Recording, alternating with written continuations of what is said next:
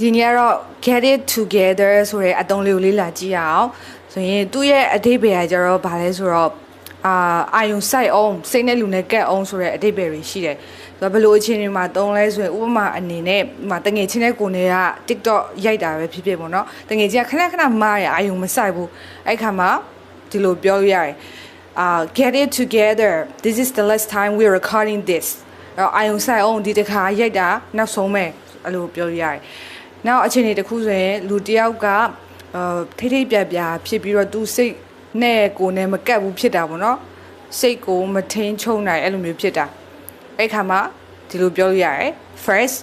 you need to get it together then we will find the way to solve the problem အရင်ဆုံးမင်းစိတ်နဲ့လူနဲ့ကပ်အောင်လုပ်အောင်ပြီးရင်ပြဿနာဖြေရှင်းဖို့နည်းလမ်းရှာမယ်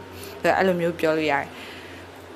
နောက်အခြေအနေတစ်ခုဆိုရင်လူတစ်ယောက်ကသူ့ relationship ဖြစ်တခြားစီးပွားရေးအဆင်မပြေလို့ဘဝရေးကိုဗျမ်းမတာနဲ့ကွာအဲ့လိုဖြစ်နေတာဖြစ်ကြတဲ့ဆန်းဖြစ်နေတာအဲ့ခါမှာ you need to get it together if not you will ruin your own life မင်းစိတ်နဲ့လူနဲ့ကက်တော့မဟုတ်ရင်မင်းဘဝကိုမင်းဖျက်ဆီးမိလိမ့်မယ်